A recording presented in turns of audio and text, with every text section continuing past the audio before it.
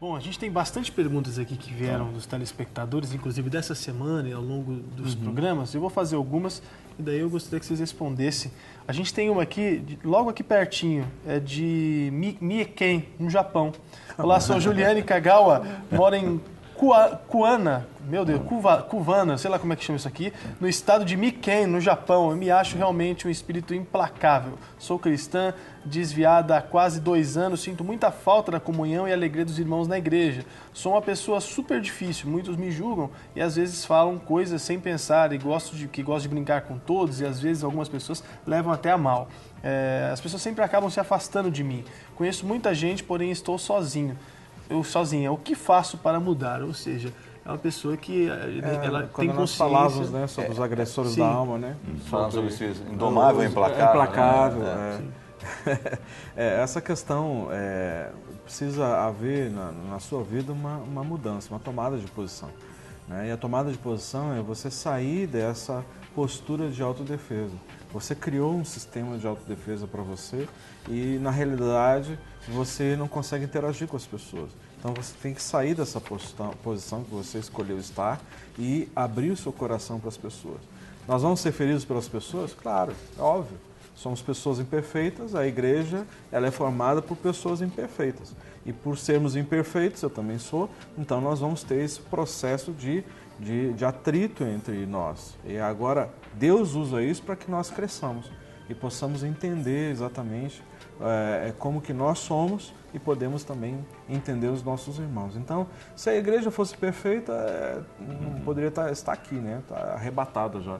Mas na realidade é só... E graças a Deus, Deus nos deixou aqui até agora para trabalhar em nós. Exatamente. Para mudar a nossa vida. E que ela coloque como propósito desse ano de voltar para os braços do Senhor. Exatamente. Que ela coloque isso como propósito. Essa atitude. Voltar para os braços do Senhor e ter esperança que as coisas vão mudar na sua vida. E para ela já é feliz 2014, né? Sim. Então, porque lá no Japão já é. Oceania, aqui já é meio-dia, lá já é meia-noite. Então, Deus abençoe 2014 aí de vocês no Japão, porque o nosso está ficando bom aqui já, os preparativos. Vimos agora há pouco o pessoal preparando tudo no Mineirinho, né? Às 7 da noite, nosso culto da virada. E olha, se tem uma coisa que o nosso coração está cheio é de esperança e expectativa para o que Deus vai fazer ali na virada. Amém. Nós não fazemos ideia do que Deus vai fazer. Nós sabemos o que nós temos que fazer, mas o que Deus vai fazer nós vamos surpreender. Crendo. Vai ser surpreendente. Tem mais perguntas aqui do Lucas Torres. Ele coloca assim, de Vitória do Espírito Santo, um dos motivos que faz com que o crente perca a esperança é a falta do alimento diário, que é a Bíblia e a oração. Até mesmo os líderes perdem a esperança e deixam de tomar a atitude de voltar e orar, se alimentar de Deus. Ele colocou também, mesmo sendo fiel a Deus, com uma vida de oração, jejum, palavra, às vezes a gente perde a esperança. Será que isso seria Deus querendo desenvolver algo em nosso caráter? Eu acho que ele deu uma pequena confusão aqui entre a falta de esperança com a aprovação, porque a aprovação ela vai nos trazer ainda mais a esperança. Exatamente. Porque a gente não pode perder a perspectiva de que a fé ela vem pelo ouvir, e ouvir a palavra de Deus. Então, se a gente fica dando ouvidos para outras coisas e ouvindo coisas que não vão alimentar a nossa fé, a tendência dela se abater, não é? Então, às vezes eu vejo algumas pessoas, quando vão ser atendidas lá no ministério, elas dizem assim, eu estou perdendo a minha fé, mas o que você tem feito para alimentar a sua fé? Aí a gente vai ver que a pessoa não está fazendo nada.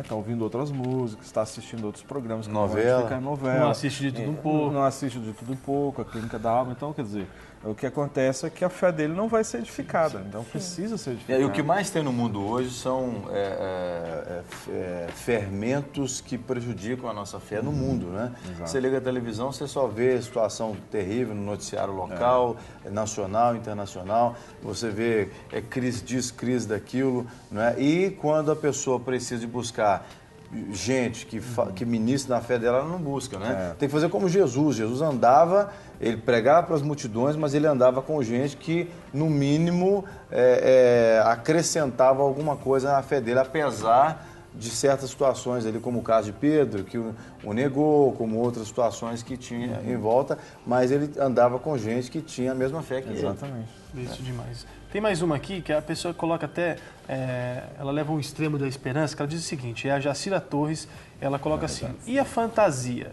algumas pessoas se perdem somente fantasiando e fica tão forte que elas tomam como verdade. Ela não está dizendo da esperança, não. Está dizendo aqui do assunto, o espírito de sedução. Lembra como nós falamos da sedução? Sim. Que a pessoa entra, então, nessa fantasia da sedução e acabam tendo aquilo tão forte que se torna uma própria verdade. Como sair disso?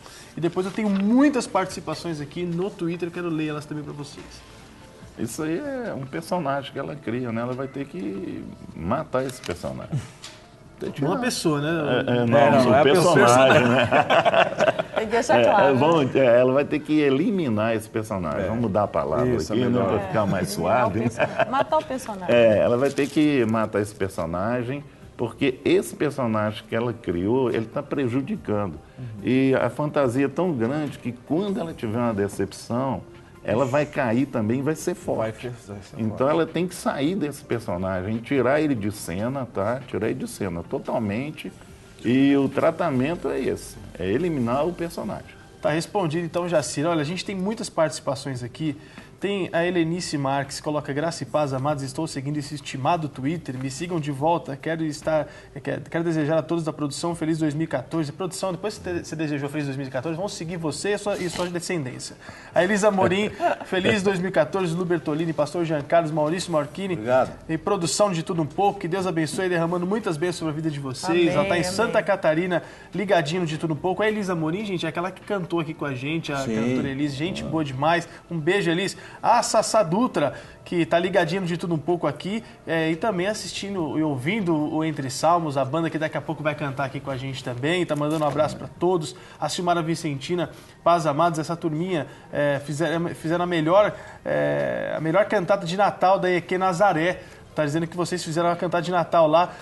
Amados, ela quer inclusive uma palhinha do Happy Day, por favor. E disse que o Entre Salmos e o Maestro Jean foram bênção na cantata daí aqui Nazaré. E pediu para vocês cantarem o Happy Day, tá? Então o Entre Salmos está aqui com a gente. Daqui a pouco vocês vão vê-los e eles vão cantar aqui pra gente. Então tá fazendo sucesso. E olha, tem bastante gente que participando aqui com a gente no Twitter. Ainda dá tempo, é meio-dia ainda, dá tempo. A gente tem 30 minutinhos para você participar. Manda sua pergunta pra gente sobre esperança, sobre outro tema que talvez você ficou em dúvida durante toda essa jornada de 2013 do Clínica da Alma. Então, por favor, não deixe de comentar aqui com a gente. Pastor, eu sei que vocês estão preparando aí a caderneta dos universitários. Deixa eu fazer uma pergunta aqui. A questão da esperança está muito atrelada à fé, né? E até que ponto a esperança é um sentimento sadio, um sentimento que não vai te colocar para ficar esperando aquilo que vai vir acontecer alguma coisa, vai cair do céu. Até que ponto a esperança ela tem que ser um sentimento passional e a gente tem que ter atitude para fazer? Me permita respondê-lo depois você começa lendo, porque o texto que nós separamos aqui fala exatamente a resposta dessa pergunta. Essa pergunta é para aguçá-los. Romanos, o Espírito está conduzindo tudo. Amém. Romanos capítulo 4, eu vou pegar a partir do versículo 16, mas você que está em casa pode ler o capítulo 4 inteiro de Romanos. Diz assim: portanto, é pela fé, para que seja segundo a graça, a fim de que a promessa seja firme a toda posteridade, não somente a que é da lei, mas também a que é da fé, que teve a Abraão, o qual é pai de todos nós. Como está escrito: por pai de muitas nações te constituí perante aquele no qual creu, Abraão creu, a saber, em Deus, né? O qual vivifica os mortos e chama as coisas que não são como se já fossem. O qual, em esperança, no caso Abraão, creu contra a esperança, tanto que ele tornou-se pai de muitas nações, conforme o que lhe fora dito. Assim será a sua descendência. E não enfraquecendo na fé, não atentou para o seu próprio corpo já amortecido, pois já era de quase 100 anos, nem tampouco para o amortecimento do ventre de Sara. E não duvidou da promessa de Deus por incredulidade, mas foi fortificado na fé, dando glória a Deus, e estando certíssimo de que o que ele tinha prometido, o que Deus tinha prometido, também era poderoso para fazer. Assim, isso lhe foi imputado também como justiça. Ora, não só por causa dele está escrito que fosse tomado em conta, mas também por nossa causa, a quem será tomado em conta. os que cremos naquele que dentre os mortos ressuscitou, Jesus nosso Senhor, o qual por nossos pecados foi entregue e ressuscitou para a nossa justificação. Tendo sido, pois justificado pela fé, temos paz com Deus por nosso Senhor Jesus Cristo. Né? Então, é exatamente o que a palavra está dizendo aqui, a pergunta do Maurício. A atitude é essa, é crer contra a esperança. A esperança natural mostra uma coisa, o corpo de Abraão não produzia esperança nele, mas ele creu contra a esperança natural, não é isso? Seria uma esperança sobrenatural. Sobrenatural. Que aí entra a fé. É porque esperança não significa esperar. Não é? Então, assim, a minha expectativa, esperança é expectativa, não é? De que, ou seja, as coisas vão acontecer no tempo, eu não sei, é o tempo de Deus, mas eu tenho que continuar fazendo as coisas, ajustando o que precisa ser ajustado, abrindo mão de algumas coisas, talvez eu estou resistindo e isso está impedindo para que a resposta venha, ou seja, é seguir o caminho, não é? Crendo que a expectativa de que as respostas vão vir, que o Senhor vai mover as águas. Um texto que eu acho joia que está aqui, eu quero assim reforçar isso em João 11, o versículo 14 e o versículo 15, diz assim: então lhes disse claramente, Lázaro morreu, e para o bem de vocês, estou contente por não ter estado lá. Isso aqui na versão da NVI, tá? Para que vocês creiam, não é? Então, eu estava olhando, conferindo aqui nessa outra versão, não é? Ou seja, por que o Senhor Jesus não respondeu imediatamente o que Maria e Marta pediu? Olha, Lázaro morreu, e aí o Senhor se deteve durante 3 dias até ir lá. Maria fica brava. Exatamente, chega, né? E aí houve a decepção delas. Pô, Jesus não disse que era amigo. Agora não adianta mais, né? Agora não adianta mais e tal. E o Senhor falou exatamente isso. É para o bem de vocês. Então, o que eu tenho que entender, eu entendo, aliás, nesse texto, é que todas as coisas que o Senhor permite que aconteçam nas nossas vidas é para o nosso bem. Mesmo as situações de tribulação, de dor, porque apesar disso, o Senhor vai usar isso para o quê? Talvez vivificar a nossa fé, talvez nos gerar esperança ainda de uma forma muito maior, não é? Então, as pessoas chegando lá estavam desesperadas, já 3 dias que estava enterrado, o Senhor Jesus disse, ele apenas dorme. O pessoal achou, né? Esse cara é louco, né?